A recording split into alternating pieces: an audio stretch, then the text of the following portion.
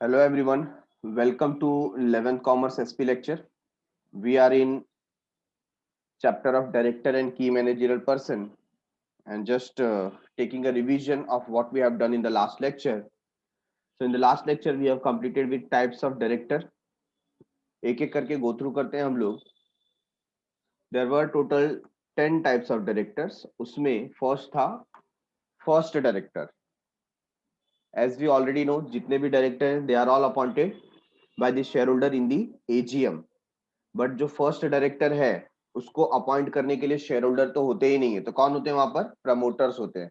तो promoters first director का appointment करते हैं और ये जो फर्स्ट डायरेक्टर होते हैं वो अपना ऑफिस कब तक हेल्ड करेंगे? जब तक फर्स्ट एनुअल जनरल मीटिंग नहीं हो जाता. ठीक है, फर्स्ट एनुअल जनरल मीटिंग में डिसीजन होगा कि इन फर्स्ट डायरेक्टर को ही कंटिन्यू करना है या उसकी जगह पर किसी और डायरेक्टर को भी हम रख सकते हैं. The first directors are appointed by promoters of the company. They remain in the office till the first annual general meeting. Rotational director. Rotational director की हमने बात की थी कि हमारे जो टोटल डायरेक्टर्स होते हैं उसमें से कुछ डायरेक्टर जो 1/3 डायरेक्टर होते हैं वो इंडिपेंडेंट डायरेक्टर होते हैं और बाकी के जो 2/3 डायरेक्टर हैं they are eligible for retirement. They are eligible for retirement. ठीक है ना. उस 2/3 डायरेक्टर में से 1/3 क्या होते हैं? एवरी ईयर एनुअली रिटायर होते हैं बाय रोटेशन. जो डायरेक्टर सबसे ओल्ड होगा वो पहले रिटायर होगा. ठीक है, तो यहां पर हमने कुछ एग्जांपल्स के साथ में इसको समझा था रोटेशनल डायरेक्टर. नेक्स्ट है एडिशनल डायरेक्टर. एडिशनल डायरेक्टर मतलब नाम से ही आपको समझ में आता है. This directors are appointed by board of director. क्यों अपॉइंट किया जाता है? क्योंकि वर्कलोड काफी बढ़ गया है और उस वर्कलोड को शेयर करने के लिए we need extra hands. So we require an additional director. तो एडिशनल डायरेक्टर को हम अपॉइंट करते हैं और ये कब तक ऑफिस हेल्ड करेगा? Till next annual general meeting. ठीक है. Alternate director. ऑल्टरनेट डायरेक्टर क्या बताता है? आपका कोई particular director out of country अगर 3 मंथ से ज्यादा पीरियड के लिए गया है तो उसकी जगह पर हम क्या करते हैं? एक ऑल्टरनेट डायरेक्टर को रखते हैं. हमने एग्जांपल लिया था आलिया भट्ट जो हमारी डायरेक्टर है, वो फॉरेन कंट्री चली गई फॉर पीरियड ऑफ 3 मंथ्स और मोर, तो उसकी जगह पे हमने मिस कैटरीना को रख लिया. ठीक है ना. तो मिस कैटरीना कब तक काम करेगी? जब तक टेन्योर था आलिया भट्ट का. आलिया भट्ट जब रिटर्न आ जाती है तो मिस कैटरीना अपने आप क्या हो जाएगी? चली जाएंगी. ठीक है. नेक्स्ट है वुमन डायरेक्टर. वुमन डायरेक्टर अभी हर एक कंपनी को कुछ क्राइटेरिया फुलफिल होने के बाद कंपल्सरीली वुमेन डायरेक्टर को रखना इंपॉर्टेंट है, मैंडेटरी है. तो ऐसे कौन सी कंपनीज है जहां पर ये कंपल्सरी है? तो सबसे पहला एवरी लिस्टेड कंपनी. हर एक जो लिस्टेड कंपनी है जो स्टॉक एक्सचेंज में जिसका रजिस्ट्रेशन हुआ है उसको वुमेन डायरेक्टर रखना पड़ेगा, अपॉइंट करना पड़ेगा. नेक्स्ट, हर एक जो पब्लिक कंपनी जिसका paid up share capital 100 crore से ज्यादा है या जिसका टर्नओवर 300 करोड़ या उससे ज्यादा है, ऐसे केस में उसको वुमेन डायरेक्टर रखना पड़ेगा कंपलसरी. ठीक है ना. नॉमिनी डायरेक्टर क्या होता है? Nominee director are the director who are appointed by any share holder और मनी लेंडर जिनका एक बहुत बड़ा स्टेक बिजनेस में लगा हुआ है. तो they hold ट्रेमेंडस power of money. ठीक है ना. तो अपनी तरफ से वो एक डायरेक्टर को नॉमिनेट करते हैं जो बोर्ड ऑफ डायरेक्टर में बैठता है और उनके हितों की रक्षा करता है. मनी लेंडर की या शेयर होल्डर की जो हितों की रक्षा करने का काम होता है नॉमिनी डायरेक्टर का होता है. Executive director. एग्जीक्यूटिव डायरेक्टर किसे बोलते हैं? ऐसा डायरेक्टर जो सारे के सारे पॉलिसीज डिसीजंस एग्जीक्यूट करवाता है. फॉर एग्जांपल मैनेजिंग डायरेक्टर बोल सकते हैं या WTD होल टाइम डायरेक्टर. ऐसे डायरेक्टर जो अपना फुल टाइम उस पर्टिकुलर कंपनी को देते हैं. डे टू डे लाइफ में जो भी पर्टिकुलर डिसीजन लेने हैं ये लोग लेते हैं, तो इसको हम बोलते हैं executive director. Non executive director कौन होते हैं? ये विजिटर्स होते हैं. ये स्पेशलाइज होते हैं अपने काम में और ये सिर्फ मीटिंग अटेंड करते हैं, पॉलिसी मेकिंग का काम करते हैं, ये एग्जीक्यूट नहीं करते हैं. तो कभी कभी ऑर्गेनाइजेशन, कभी कभी क्या ज्यादातर ऑर्गेनाइजेशन थर्ड पार्टी डायरेक्टर्स रखते हैं ताकि उनको एक बैकग्राउंड आइडिया मिले, आउटसाइड द बॉक्स जाकर के उनको एक आइडिया मिले कि कंपनी को और अच्छा काम कैसे कंपनी से कराया जा सकता है. ठीक है. तो it's a kind of second opinion taken from the non executive directors. Independent director. Independent director ऐसे डायरेक्टर होते हैं जिनका कोई फाइनेंशियल इंटरेस्ट कंपनी के अंदर नहीं होता है, ठीक है ना, तो इसलिए उनको इंडिपेंडेंट डायरेक्टर बोलते हैं। और ये लोग रिटायर बाय रोटेशन के लिए एलिजिबल नहीं होते। इनका एक बार अपॉइंटमेंट हो गया तो जो पर्टिकुलर पीरियड ऑफ 5 इयर्स है वो लोग कंप्लीट कर सकते हैं, इनको हर साल रिटायर करने की जरूरत नहीं होती है, ठीक है। तो they are known as independent director. Independent director का जो टर्म होता है वो कॉन्स्टेंटली 5 इयर्स के लिए होता है, उसके बाद आप नेक्स्ट 5 इयर्स के लिए फिर से उसको रीअपॉइंट कर सकते हैं, इसे हम बोलते हैं कॉन्जिक्यूटिव टर्म्स। तो 10 साल के बाद उसे ब्रेक लेना पड़ेगा। 10 साल अगर आपने कंप्लीट कर लिए तो फिर से आप रीअपॉइंट नहीं हो सकते, आपको 2-3 इयर्स का ब्रेक लेना पड़ेगा, उसके बाद फिर आप रीअपॉइंटमेंट करा सकते हैं। क्वालिफिकेशन क्या होना चाहिए? तो जो एक एक्सपर्ट का होता है in the field of law, management, sales, market, administration, corporate governance and technical process operations, ये सब में उसने काम किया होना चाहिए, उसका एक्सपीरियंस होना चाहिए। नंबर ऑफ इंडिपेंडेंट डायरेक्टर, कितने इंडिपेंडेंट डायरेक्टर होने चाहिए? तो ये तो एक्ट बताता है कि अगर लिस्टेड पब्लिक कंपनी है, कौन सी कंपनी? लिस्टेड पब्लिक कंपनी है, तो उसके 1/3 डायरेक्टर क्या होने चाहिए? इंडिपेंडेंट डायरेक्टर होने चाहिए। अगर public company with paid up share capital 10 crore और मोर है, 10 करोड़ से ज्यादा का है, या पब्लिक कंपनी जिसका टर्नओवर 100 करोड़ से ज्यादा का है, या पब्लिक कंपनी जिसका लोन 50 करोड़ से ज्यादा का है, ऐसी कंपनीज एटलीस्ट 2 डायरेक्टर्स को वो नॉमिनेट कर सकती हैं, रख सकती हैं as a independent director. Small shareholder director, हमारे पास कुछ शेयर होल्डर होते हैं जिसका जो एक्सपेंडिचर है वो 20,000 रुपीज से भी कम है, नॉमिनल अमाउंट शेयर का 20,000 रुपीज से भी कम है, तो कई बार इनके साथ ऑपरेशन ऑफ मिसमैनेजमेंट होता है। इस चीज से बचने के लिए ये क्या करते हैं, अपनी तरफ से एक डायरेक्टर को अपॉइंट करते हैं जिसे कहा जाता है स्मॉल शेयर होल्डर डायरेक्टर, ठीक है ना। तो स्मॉल शेयर होल्डर डायरेक्टर बनाया गया है जो हमारे शेयर होल्डर है उनके हितों की रक्षा के लिए, to protect the interest of shareholder we have prepared small shareholder director. अब बात आ जाती है अपॉइंटमेंट की। अपॉइंटमेंट में सबसे पहला डायरेक्टर हमने देख लिया, प्रमोटर्स अपॉइंट करते हैं। कौन अपॉइंट करता है? Promoters.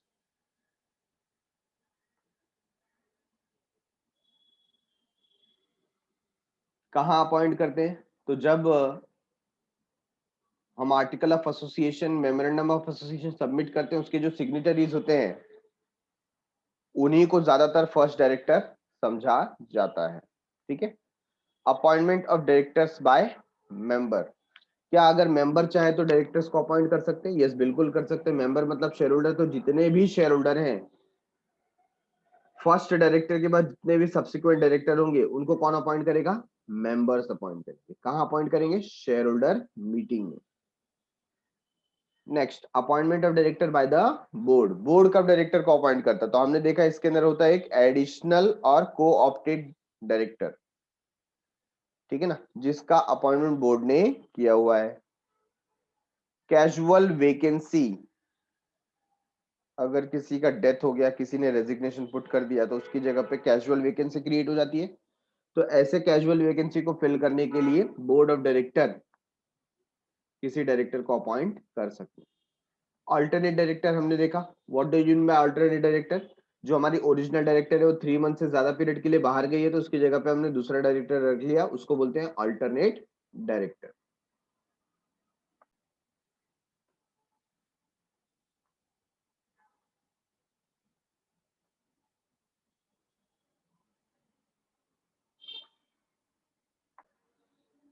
Point number 4, nominee of an institute. तो जो भी कोई पर्टिकुलर इंस्टीट्यूट जिसने कंपनी को ह्यूज अमाउंट पे किया हुआ है, whether it is in the form of share capital और डिबेंचर कैपिटल, तो वो अपना एक नॉमिनी डायरेक्टर वहां पर अपॉइंट कर सकता है, ठीक है।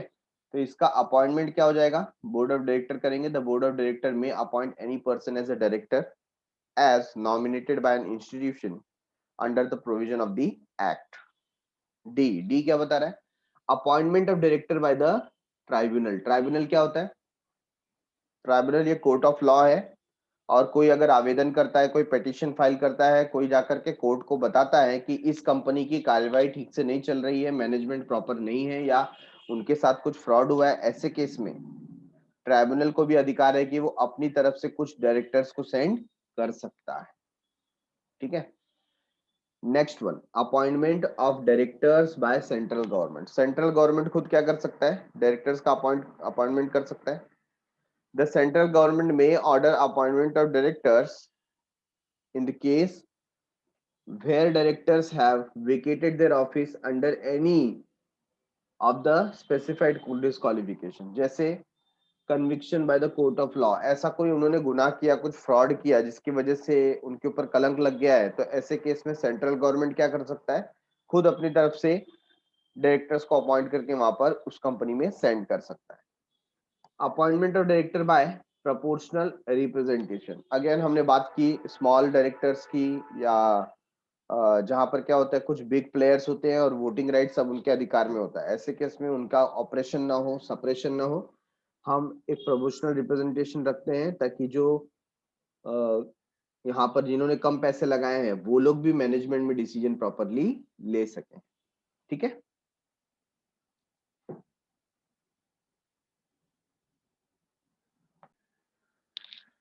तो coming up topic is powers of the directors. Directors, आप एक बार बोर्ड ऑफ डायरेक्टर में शामिल हो गए तो आपके पास क्या पावर्स है। पावर्स का मतलब होता है अथॉरिटी। अगर instead of power, if they ask you write authorities,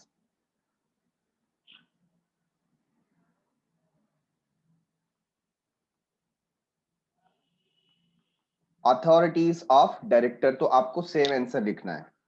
ठीक है ना, पावर का मतलब क्या होता है कि ये ऐसे ऑप्शंस हैं जो आप यूज कर भी सकते हो और नहीं भी कर सकते हो।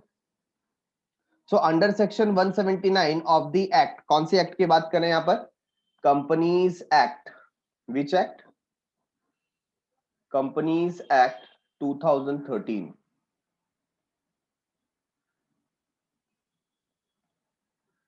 So, under section 179 of the Companies Act 2013, directors have to work as a team. मतलब डायरेक्टर इंडिविजुअली उसके पास इतने पावर्स नहीं रहते जितने पावर्स कलेक्टिवली होते हैं। So collectively they are known as board of director. So board of directors and not individually, तो कोई भी एक पर्टिकुलर डिसीजन जब लेना है तो हमेशा बोर्ड मीटिंग के थ्रू, मतलब कलेक्टिवली ये डिसीजन लिया जाता है, ना कि इंडिविजुअली। ठीक है, so this is the power of director. Number 2, board cannot exercise the powers which are required to be exercised by the shareholder in the general meeting as given to them by the act, memorandum and articles। जो power share holder के पास है, board of director वो power को exercise नहीं कर सकते। कैसे कर सकते भाई, वो पावर तो किसकी है, शेयर होल्डर की है। शेयर होल्डर की पावर को आप यूज नहीं कर सकते हो। आप मैनेजर हो, शेयर होल्डर ओनर है, तो ओनर की पावर ओनर के पास होगी और मैनेजिंग कमेटी की पावर बोर्ड ऑफ डायरेक्टर के पास होगी।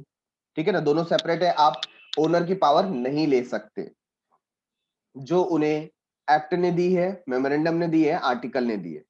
The exercise of power by board is subject to provision of the act, memorandum and article। तो यहां पर जो भी पावर्स होगा उसके लिए सबसे पहले आपको प्रोविजंस देखना पड़ेगा कि वो पावर यूज करने के लिए मेमोरेंडम क्या बोलता है, एक्ट क्या बोलता है, आर्टिकल ऑफ एसोसिएशन क्या बोलता है। उसको गो थ्रू करने के बाद ही आप अपने पावर्स का इस्तेमाल कर सकते हैं। ठीक है, वापस से एक बार देखते हैं। सबसे पहले डायरेक्टर को टीम में काम करना होता है।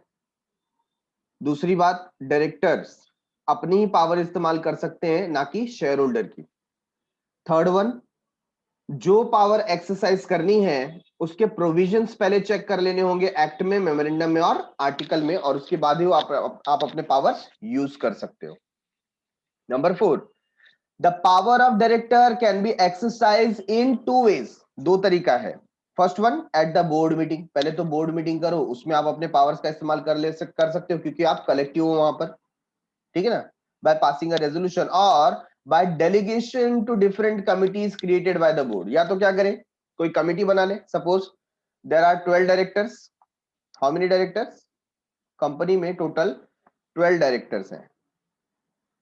ठीक है ना, और एक सपोज आईपीओ आ रहा है जिसे हम इनिशियल पब्लिक ऑफर बोलते हैं, या शेयर इशू किया जा रहा है। क्या इशू किया जा रहा है? शेयर। सो शेयर इशू का जो भी प्रोविजन है, प्रपोजल है, डेज है, प्रोसेस है, ये देखने के लिए ये 12 डायरेक्टर में से 5 डायरेक्टर्स को हमने क्या कर दिया? ऑथराइज कर दिया। ये 5 डायरेक्टर को हमने बोला भाई देखो, ये शेयर इशू से रिलेटेड कोई भी मैटर होगा तो इसमें आप पांचों को काम करना है। तो ये 5 डायरेक्टर्स का हमने क्या बना दिया? कमिटी। क्या बना दिया? कमिटी। तो उसके अंदर 12 के 12 डायरेक्टर को जाने की जरूरत नहीं है। 5 directors are enough to take the decision. तो ये कमिटी मेंबर हो गए, ठीक है ना। तो दो तरीका बताया। पहला क्या बताया? बोर्ड मीटिंग में। बोर्ड मीटिंग में कौन होंगे? ये सबके सब होंगे, 12 के 12।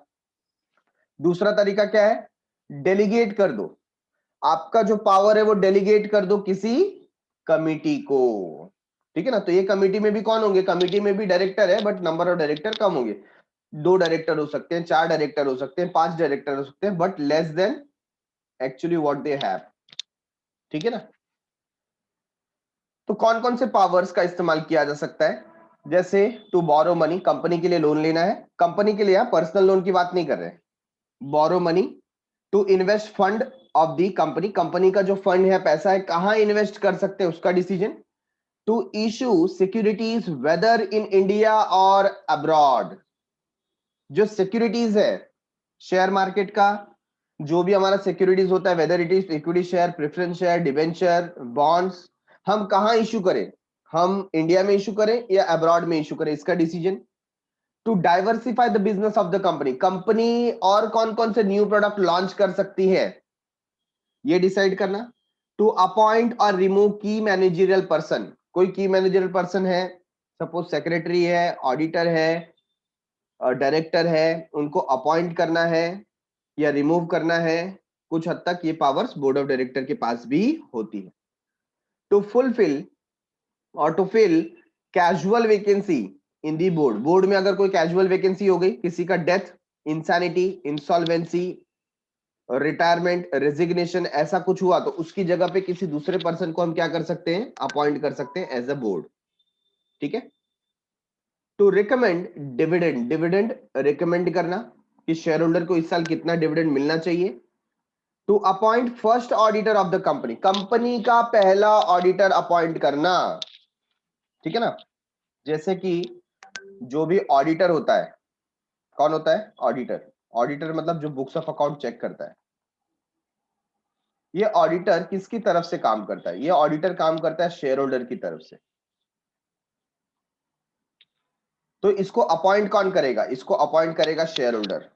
लेकिन यहां पर एक प्रॉब्लम है, फर्स्ट जो हमारा ऑडिटर होता है तब तक तो हमने शेयर इशू किए ही नहीं होते, तो शेयर होल्डर का नाम ही नहीं है, तो उसको अपॉइंट कौन करेगा? तो जो फर्स्ट ऑडिटर है वो भी बोर्ड अपॉइंट करता है। जैसे हमने देखा था, देखो फर्स्ट डायरेक्टर कौन अपॉइंट करता है? प्रमोटर्स, है ना। वैसे फर्स्ट ऑडिटर कौन अपॉइंट करेगा? Board of directors. उसके बाद के जितने भी ऑडिटर आएंगे कौन अपॉइंट करेगा?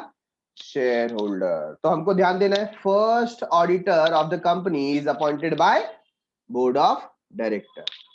टू रेमिट और give time to repayment of any debt due from a director, director से कोई हमें ड्यू वसूल करना है, ठीक है ना, तो उनको टाइम प्रोवाइड करना। रेमिट करना मतलब प्रोवाइड करना, टाइम देना। ये भी पावर किसके हाथ में है? बोर्ड ऑफ डायरेक्टर्स के हाथ में।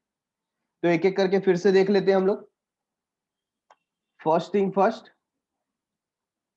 फर्स्ट था to borrow money, money borrow करने का पावर। सेकेंड है to invest fund of the company, company का फंड कहां पे इन्वेस्ट हो सकता है। थर्ड वन है to issue securities whether in India और अब्रॉड, हमारी जो शेयर से सिक्योरिटी है हम कहां पर उसको इशू करें। डी है to diversify the business of the company, company में और कौन से न्यू प्रोडक्ट हम लोग इन्वॉल्व कर सकते हैं और कौन से नए मार्केट में हम लोग जाकर के बिजनेस कर सकते हैं। टू अपॉइंट और remove key managerial person, to fill casual vacancy in the board, to recommend dividend, to appoint first auditor, and to remit or give time for repayment of any debt due from a director. Okay, everyone. After going through powers, now we are working on duties.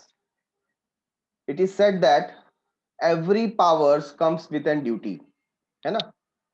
आपके पास अगर कोई authority है, अगर कोई अधिकार है, तो उसके साथ साथ आपके कुछ कर्तव्य होते हैं। क्या होते हैं? कर्तव्य, जो आपको निभाने पड़ते हैं। और ड्यूटीज कैसी होती है? कंपलसरी, आपको ये ड्यूटीज निभानी ही पड़ेंगी। तो कर्तव्य क्या है आपका as a director? A director's relationship with the company is regarded as fiduciary in nature. That is, his duty is full of trust, loyalty, obedience, care, and most good faith. देखो क्या बता दिया यहाँ पर, fiduciary position। कौन सा position? fiduciary। fiduciary position का मतलब क्या होता है? जहां पर आपको ट्रस्टवर्दी समझा जाता है, लॉयल समझा जाता है ना, मतलब वफादार हैं आप, आपके ऊपर ट्रस्ट किया जा सकता है, आप बातों को मानते हैं, ओबीडियंट हैं। और care and most good faith, आपके ऊपर पूरी तरीके से विश्वास किया जा सकता है, ऐसा व्यक्ति समझकर आपको डायरेक्टर बनाया जाता है। तो ये डायरेक्टर का रिलेशन है कंपनी के साथ में, डायरेक्टर का रिलेशन है कंपनी के साथ में, ठीक है। Director should not exploit his or her position of trust and confidence for personal gain, आपके पर्सनल प्रॉफिट के लिए, पर्सनल गेन के लिए। एज अ डायरेक्टर आपने कभी अपने ओहदे को, अपने पोस्ट को, अपने पोजीशन को एक्सप्लॉइट नहीं करना चाहिए, शोषण नहीं करना चाहिए, उसका गैर फायदा नहीं उठाना चाहिए। At the expense of the company और शेयर होल्डर, कंपनी के एक्सपेंस पे, शेयर होल्डर के एक्सपेंस पे आपको कोई गलत फायदा उठाना नहीं चाहिए, ठीक है ना। Directors will not involve any situation where directors interest conflicts with that of the company. ऐसा कोई सिचुएशन में आप स्टैंड नहीं होंगे जहां पर आपका इंटरेस्ट और कंपनी का इंटरेस्ट के बीच में कॉन्फ्लिक्ट हो। फॉर एग्जांपल, आप हमारी कंपनी के पिछले 5 साल से डायरेक्टर थे, है ना। मैं यहां पर नाम लिखता हूं, मिस्टर मोहित, ठीक है। ये जो मिस्टर मोहित है हमारी कंपनी के 5 ईयर से डायरेक्टर है, और हमारी जो कंपनी है वो हार्डवेयर और इलेक्ट्रॉनिक्स इसमें डील करती है। किसमें डील करती है? हार्डवेयर एंड इलेक्ट्रॉनिक्स में। अब हमारे डायरेक्टर मोहित ने ना क्या किया, सब कुछ सीख लिया, तो ये हमारी कंपनी में तो डायरेक्टर है, उसने अपना ना एक सेपरेट बिजनेस भी स्टार्ट कर दिया। क्या कर दिया? Separate business. तो ये मिस्टर मोहित का अलग से एक बिजनेस है। कौन सा? हार्डवेयर एंड इलेक्ट्रॉनिक्स का, ठीक है। अब क्या होता है, हमारे जो क्लाइंट्स होते हैं ना, हमारे मतलब सपोज ये कंपनी है आबा बाबा हार्डवेयर एंड इलेक्ट्रॉनिक्स लिमिटेड, ये हमारी कंपनी है। अब इसके जो भी क्लाइंट्स वगैरह हैं, मिस्टर मोहित क्या करते हैं, उनको पर्सनली बोलते हैं एक काम करो ना, आप कंपनी से खरीदने की जगह ना मेरा खुद का पर्सनल शॉप है ना, वहां से आप खरीदो, आपको मैं कम रेट में अच्छे से करके दे दूंगा। अब क्या हो रहा है यहाँ पर, दोनों का इंटरेस्ट कॉन्फ्लिक्ट हो रहा है, दोनों सेम बिजनेस में है। तो क्या ऐसा हो सकता है, अगर आप इस हार्डवेयर और इलेक्ट्रॉनिक कंपनी में डायरेक्टर हो तो आपका खुद का कोई हार्डवेयर का शॉप हो सकता नहीं है। क्यों नहीं हो सकता है? क्योंकि this will create a conflict in the interest of both the parties, companies and director. अरे समझा क्या? कळलं सगळ्यांना? दोनों का इंटरेस्ट जब कॉन्फ्लिक्ट होता है ना, कैंसल करता है एक दूसरे को, ऐसे पोजीशन में डायरेक्टर को कभी आना नहीं चाहिए। ये है डायरेक्टर की duty. Directors should not achieve any undue gain और एडवांटेज फॉर सेल्फ और फैमिली और एसोसिएट। वो खुद के लिए, अपनी फैमिली के लिए, अपने साथ में काम करने वालों के लिए या अपने फ्रेंड सर्कल के लिए कभी भी कंपनी से गलत फायदा नहीं उठाएंगे। क्या नहीं उठाएंगे? गलत फायदा नहीं उठाएंगे, ठीक है ना। अभी हमारा एक डायरेक्टर था मिस्टर राज, मिस्टर राज। अब मिस्टर राज है ना, वो एक एक्सपर्ट है। किस चीज के एक्सपर्ट है वो प्रॉपर्टी डीलिंग में, मतलब रियल स्टेट के एक्सपर्ट है। आपको पता होगा रियल स्टेट मतलब जहां पर प्रॉपर्टीज का लेन देन होता है ना, जमीन घर वगैरह बेचना खरीदना है, उसके मिस्टर राज कौन है? एक्सपर्ट है। ठीक है। अब ये जो मिस्टर राज है ना, एज अ कंपनी, हमारी जो कंपनी है आबा बाबा हार्डवेयर एंड इलेक्ट्रॉनिक्स लिमिटेड, हमारी कंपनी ने सोचा हम लोग को एक प्लॉट देखना है। क्या देखना है? प्लॉट। किसके लिए? फैक्ट्री। फैक्ट्री ओपन करेंगे हम। कहाँ ओपन करेंगे? हमारी फैक्ट्री होगी सपोज भिवंडी में। भिवंडी में हमारी फैक्ट्री होगी, कल्याण साइड में भिवंडी। ठीक है। तो भिवंडी में एक प्लॉट खाली है और हम मिस्टर राज को बोलते हैं कि आप जरा जाकर देख कर के आओ, ये प्लॉट अच्छा है क्या हमारी कंपनी के लिए। तो हम लोग परचेस करेंगे और यहाँ पर हम लोग फैक्ट्री स्टार्ट करेंगे। अभी मिस्टर राज है ना, वो गए वहां पर और उन्होंने देखा अरे यार प्लॉट तो बहुत बढ़िया है और इसका मार्केट वैल्यू तो कमिंग 3 to 5 ईयर्स में बहुत बढ़ेगा, क्योंकि वहां पर सपोज मेट्रो स्टार्ट होने वाली है, या वहां पर जो मेन हाईवे है वो स्टार्ट होने वाला है ना, या मैं बोल देता हूँ एयरपोर्ट स्टार्ट होने वाला है। ऐसा कुछ था प्रोग्राम। तो यहाँ पर मिस्टर राज ने देखा कि यहाँ पर क्या होने वाला है, ये जो प्लॉट है इसका प्राइस बढ़ने वाला है। तो इसने कंपनी में आके क्या बोला? कंपनी में बोला भाई ये प्लॉट है ना, इसमें कुछ मजा नहीं है, ये अगर हम परचेस करेंगे तो हम लोग लॉस में जाएंगे। तो कंपनी वाले ने बोला कि अरे राज तो एक्सपर्ट है, जाने दो, हम लोग ये क्या करते हैं। कंपनी ने डिसीजन कैंसिल किया कि हमको ये प्लॉट परचेस नहीं करना है भिवंडी में। और राज ने क्या किया? राज ने अपने फैमिली मेंबर्स के साथ मिलकर के ये प्लॉट को परचेस कर लिया।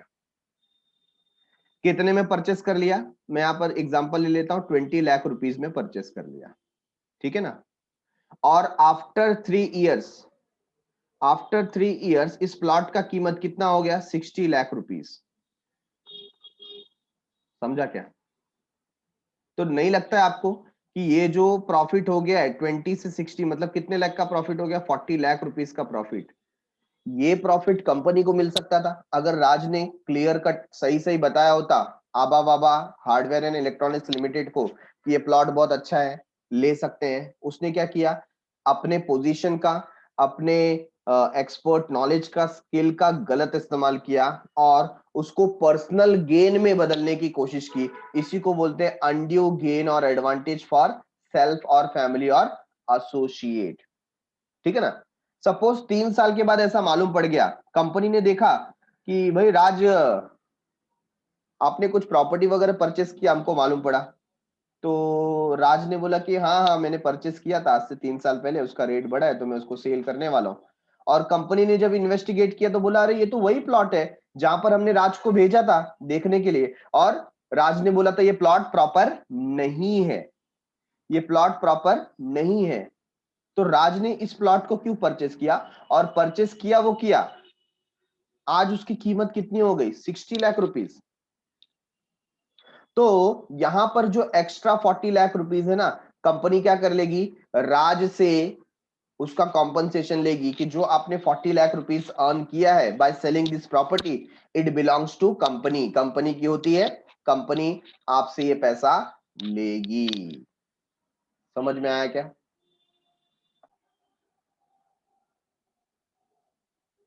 Directors' duties can be under two heads. Directors' duties can be under two heads. तो two heads में उसको क्या किया गया है? डिवाइड किया गया है। टू बेसिक नेम सजेस्ट किया गया है। सबसे पहला है स्टैट्यूटरी ड्यूटीज। स्टैट्यूटरी ड्यूटीज का मतलब होता है compulsory by law. Law LAW, compulsory by law. अगर ये ड्यूटीज आप कंप्लीट नहीं करते हो, ये कर्तव्य आप नहीं निभाते हो, तो there will be a consequences. इसका अंजाम भुगतना पड़ेगा in the form of penalty. Penalty pay करना पड़ेगा, या तो आपको जेल भी जाना पड़ सकता है। तो इसको हम बोल सकते हैं लीगल ड्यूटीज। क्या बोल सकते हैं? लीगल ड्यूटीज और mandatory duties by law. Understanding this particular factor, these are imposed by the act. किसने ये जो कानून है, ये जो ड्यूटीज है, किसने बताया? ये एक्ट ने बताया। कौन सा एक्ट? कंपनीज एक्ट 2013 जो इसको गवर्न करता है, उसने बताया। For example, to file returns of allotment, आपने जो शेयर होल्डर को प्रोवाइड किए हैं उसका पूरा ब्यौरा देना, उसको बोलते हैं रिटर्न्स ऑफ अलॉटमेंट। ब्यौरा देना मतलब आपने आईपीओ का डेट कब से स्टार्ट किया था, प्रोस्पेक्टस कभी इशू किया, कितने दिन के लिए इशू किया, कितने सब्सक्रिप्शन आए, कौन सा अंडरराइटर अपॉइंट किया था, कितना एप्लीकेशन मनी कलेक्ट हुआ, कितने लोगों को आपने शेयर दिया, कितना अमाउंट एडजस्ट किया, ये सारा इंफॉर्मेशन आपको रिटर्न्स ऑफ अलॉटमेंट के रूप में प्रोवाइड करना पड़ता है। कहां पर? रजिस्ट्रार ऑफ कंपनी में। अगर आपने ये नहीं किया तो अगेन या तो पेनल्टी या तो बिहाइंड द बार्स, है ना, जेल में। To act in accordance of the article of association of the company, company का जो आर्टिकल ऑफ एसोसिएशन है उसके हिसाब से ही काम करना है, otherwise bear the consequences. To disclose interest in a transaction, कोई ट्रांजेक्शन के अंदर अगर आपका पर्सनल इंटरेस्ट है, what does it mean? Personal interest का मतलब आपका कुछ निजी हित उसमें आप साधने की कोशिश कर रहे हैं। फॉर एग्जाम्पल, कंपनी को कुछ एयर कंडीशन चाहिए। क्या चाहिए? Air condition. किसके लिए चाहिए? कंपनी के लिए चाहिए ऑब्वियसली। अच्छा, ये जो एयर कंडीशन चाहिए, एक एयर कंडीशन 40,000 रुपीज का है। कितने का है? 40,000। और ऐसे ना 1,000 एयर कंडीशन चाहिए कंपनी को, तो बहुत बड़ा कॉन्ट्रैक्ट हो गया। हो गया कि नहीं हो गया? 4 करोड़ रुपीस का कॉन्ट्रैक्ट हो गया। अब इसके अंदर क्या होता है? इसके अंदर मिस्टर देसाई, ये एक डायरेक्टर है, और मिस्टर देसाई का एक रिलेटिव, मिस्टर देसाई का एक रिलेटिव, ठीक है ना, मिस्टर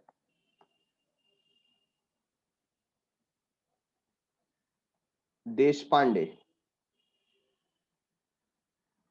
ये एक रिलेटिव है या फ्रेंड समझ लो। ये एसी के बिजनेस में वर्क करता है। इसका क्या बिजनेस है? एयर कंडीशन का बिजनेस है। तो मिस्टर देसाई मिस्टर देशपांडे को बताता है कि मेरे कंपनी के अंदर है ना बहुत बड़ा कॉन्ट्रैक्ट है 4 करोड़ रुपीस का, और 1,000 एसी चाहिए। अगर मैं आपको वहां पर प्लेस कर दूं मेरे कंपनी में, तो आपका बहुत बड़ा बिजनेस मिल जाएगा। आप मुझको सिर्फ क्या करना ना, 1% दे देना। कितना दे देना? 1% दे देना। किससे मांग रहा है वो? अपने रिलेटिव से मांग रहा है। तो इससे साफ साफ दिखाई देता है कि mister Desai is interested party, मतलब ये ट्रांजेक्शन के अंदर, कंपनी के ट्रांजेक्शन के अंदर मिस्टर देसाई का फायदा है। तो अगर ऐसा है तो मिस्टर देसाई ने बोर्ड ऑफ डायरेक्टर को क्लियर कट बता देना चाहिए, भाई ये एसी जो मैं मंगा रहा हूं मेरे रिलेटिव से मंगा रहा हूं और उसके अंदर मुझे 1% मिलने वाला है। अगर आपको ट्रांजेक्शन ठीक लगता है तो आप कीजिए, नहीं लगता है तो कोई बात नहीं। ऐसा उसको क्लियर बता देना चाहिए। मतलब he must disclose his interest in the transaction, अपने निजी हितों को उसको बताना पड़ेगा कि उसका क्या उसके अंदर स्वार्थ है। अगर उसने ऐसा नहीं बताया और बाद में मालूम पड़ा तो कंपनी को कॉम्पनसेट करना पड़ेगा, कंपनी उससे कॉम्पनसेशन वसूल करेगी, ठीक है ना। और उसके डायरेक्टरशिप भी खतरे में पड़ सकती है, उसको निकाला जा सकता है। नेक्स्ट है to attend board meeting, board meeting attend करने के लिए ये कंपलसरी है। अगर आपने बोर्ड मीटिंग अटेंड नहीं किया और ऐसे 3 बोर्ड मीटिंग कॉन्जिक्यूटिव आप अटेंड नहीं कर पाए तो आपको अपनी कुर्सी से हाथ धोना पड़ सकता है, आपको निकाल दिया जाएगा, ठीक है। To appoint first auditor of the company, ये ड्यूटी है डायरेक्टर का कि फर्स्ट ऑडिटर को, जो फर्स्ट जो डायरेक्टर्स है वही क्या करते हैं? अपॉइंट करते हैं, ठीक है। तो ये हमने देखा स्टैट्यूटरी ड्यूटीज। क्या देखा? Statutory duty. स्टैट्यूटरी ड्यूटी मतलब जो कंपलसरी है, कंपलसरी बाय लॉ, अगर आपने उसको नहीं कंप्लीट किया तो कुछ ना कुछ फाइन पेनल्टी आपको पे करना पड़ेगा। पहला था to file returns of allotment, दूसरा था to act in accordance with the articles of the company, तीसरा है to disclose interest in the transaction, fourth है टू अटेंड बोर्ड मीटिंग्स, और फिफ्थ है to appoint first auditor of the company. फिर दूसरा जो हेड है बहुत ही सिंपल है, वो है जनरल ड्यूटीज। जनरल ड्यूटीज मतलब नॉर्मल है, आपने अगर इतना नहीं भी किया तो बहुत ही हाई कॉन्सिक्वेंसेस नहीं है, थोड़े बहुत तो आपको कॉन्सिक्वेंसेस भुगतने ही पड़ेंगे। तो फर्स्ट है उसमें ड्यूटी ऑफ गुड फेथ, मतलब आपको गुड फेथ में काम करना है, आपका इंटेंशन करेक्ट होना चाहिए। डिसीव करने वाला, फ्रॉड करने वाला, चीट करने वाला आपका इंटेंशन होना नहीं चाहिए। So director must act in the best interest of the company, company के हितों की रक्षा हो, हर एक डिसीजन कंपनी के बेनिफिट के लिए हो, ऐसा डायरेक्टर को एक्शन लेना चाहिए। It's present and future member, तो कंपनी के प्रेजेंट मेंबर और फ्यूचर मेंबर के हित में ये डिसीजन जाए। ऐसा एक्ट आपको करना चाहिए। Duty of care, duty of care, director must display care in performance in work, मतलब सावधानी पूर्वक अपना काम करना चाहिए। जो काम उनको दिया गया है बहुत ही सावधानी से उनको काम करना चाहिए। Director is required to display care as much as a person of ordinary prudence would. Ordinary prudence मतलब जैसे कि आपका खुद का है कि नहीं। सपोज आपको कॉन्ट्रैक्ट दिया गया कि इस पर्टिकुलर प्लेस पे फैक्ट्री बनानी है, तो आपको अगर खुद का घर बनाना होगा तो आप बहुत कुछ करेंगे ना। आप आपको अपना ड्रीम हाउस बनाना है तो उस हिसाब से आप कितना पैसा लगाना है, कहां पर बार्गेनिंग हो सकती है, कौन सा अच्छा मटेरियल यूज किया जा सकता है कि नहीं, वो आप खुद के बारे में सोचेंगे। तो ऐसा आपको फैक्ट्री के बारे में भी सोचना है कि आप कंपनी के लिए काम कर रहे हैं तो आपको जहां हो सकता है वहां पर बार्गेनिंग करें। ऐसा नहीं अरे मेरा पैसा थोड़ी जाने वाला है, कंपनी का जा रहा है ना, तो बार्गेनिंग की कोई जरूरत नहीं है, सामने वाला कॉन्ट्रैक्टर जो बोलता है उस पर हाँ किया और बात डन किया, ऐसा नहीं। You have to take good care. ठीक है, next, duty not to delegate. कुछ ड्यूटीज होती हैं जो आप किसी और के सर पर नहीं डाल सकते हो, वो आपको खुद निभानी होती है। Directors being an agent can not delegate further.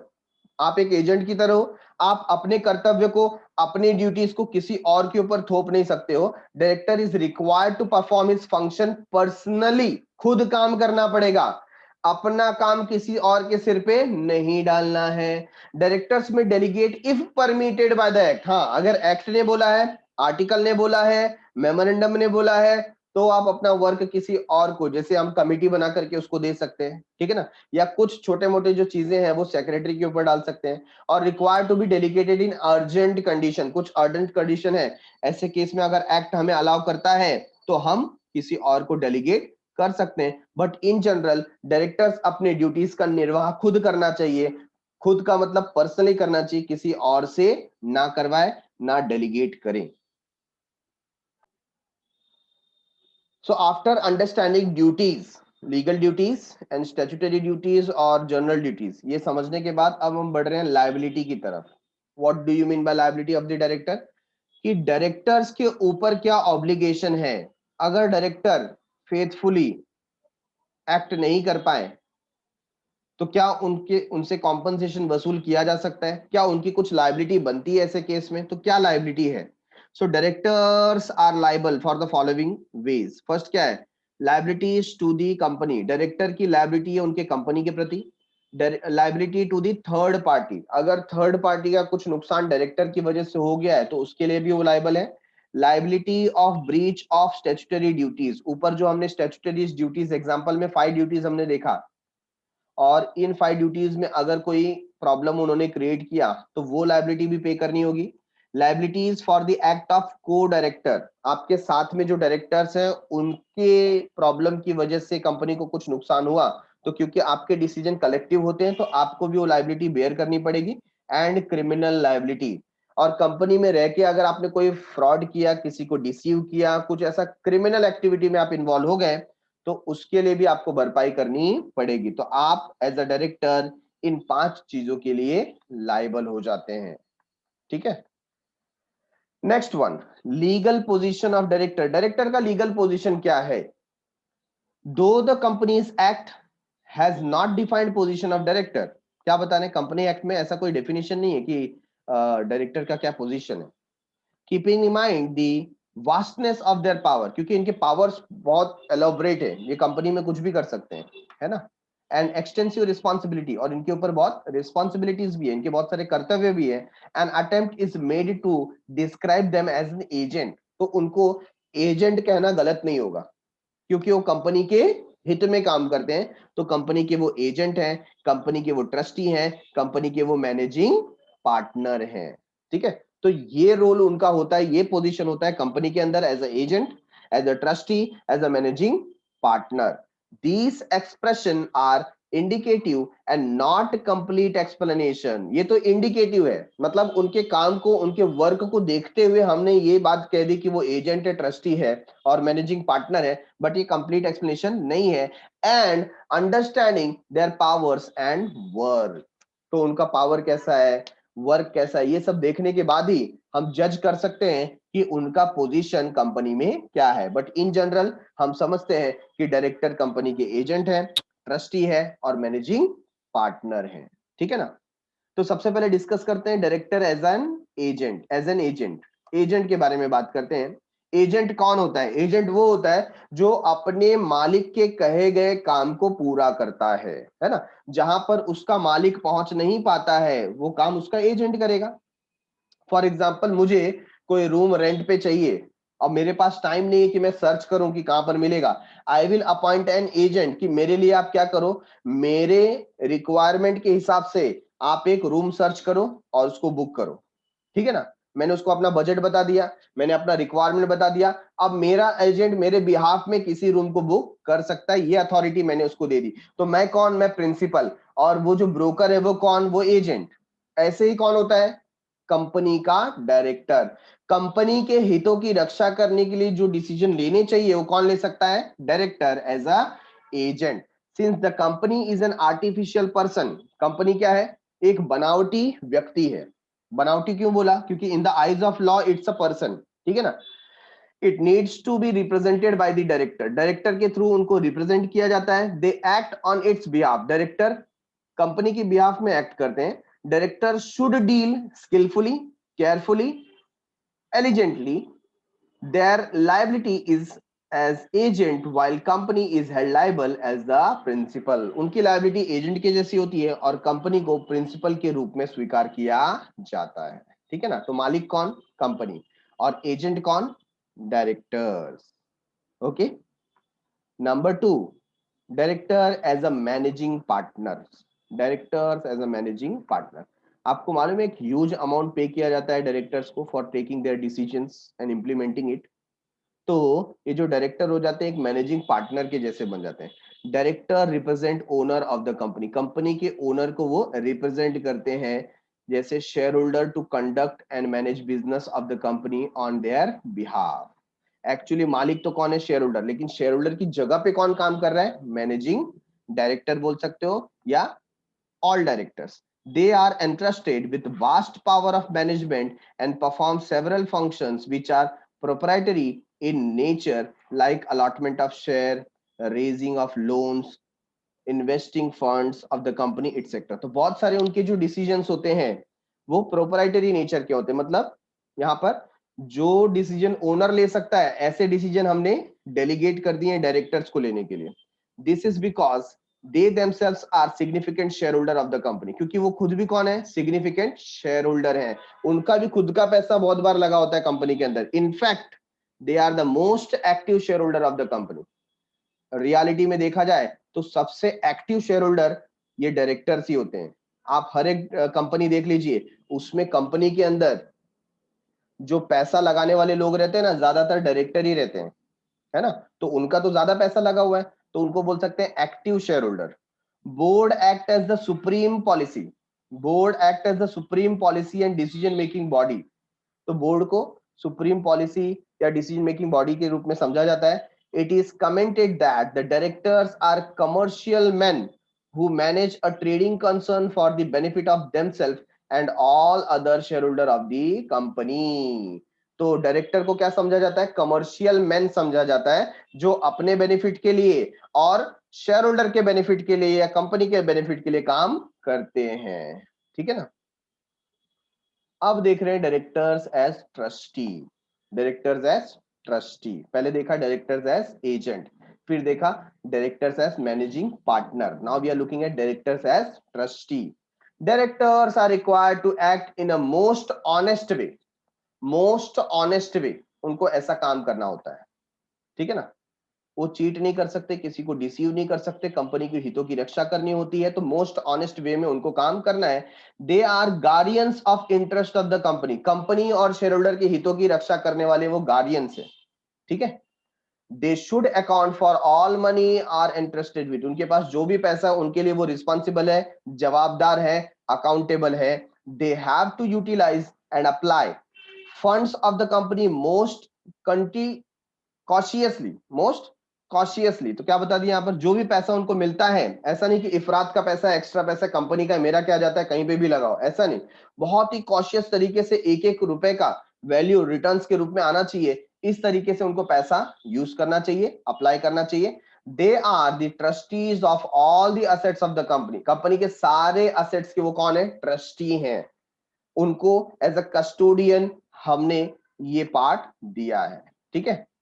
So the above given triple role played by the directors highlights the depth and vastness of their involvement with the company and its investors within the parameters of the Companies Act. It is appropriate at this point to have clarity whether directors are employee of the company or not. तो इससे हमें clarity मिलती है कि company में director जो है वो एम्प्लॉय है या नहीं है। तो ये नेक्स्ट क्वेश्चन आ गया, are directors employ of the company, क्योंकि कंपनी को डायरेक्टर को हमने देखा वो एजेंट है, वो मैनेजिंग पार्टनर है, वो ट्रस्टी है, तो क्या वो एम्प्लॉय भी है? तो directors are elected representative of the company shareholder and enjoy well defined rights and power. तो डायरेक्टर तो क्या है, रिप्रेजेंटेटिव है, उनको इलेक्ट किया गया है, चुनाव किया गया है और उनके पास अधिकार भी है, पावर्स भी है, ठीक है ना। Whereas status of an employ is within the limits of the contract of the service, जबकि एम्प्लॉय का जो स्टेटस होता है उसके साथ जो एग्रीमेंट हुआ है, जो कॉन्ट्रैक्ट हुआ है, उसके लिमिट में ही रहता है। And his employer holds the ultimate control to guide his activities and function, और उसका जो एम्प्लॉयर है उसके पास पूरे अधिकार होते हैं, राइट होते हैं कि वो गाइड कर सके उसकी एक्टिविटीज और फंक्शन को। किसकी बात करें, एम्प्लॉय की बात करें। These limits can not be applied to director, और यही लिमिट डायरेक्टर के ऊपर एप्लीकेबल नहीं है, क्योंकि उसको तो separate well defined rights and powers दिए गए है कि नहीं। To director in the context of their role and powers we have already studied. Director therefore cannot be regarded as employees of the company. तो as per this particular statement जब हम इसको जज करते हैं, है ना, ऐसे तो डायरेक्टर को रेम्यूनरेशन मिलता है, फीस मिलता है, सैलरी मिलता है, तो उनको एम्प्लॉई समझा जाएगा।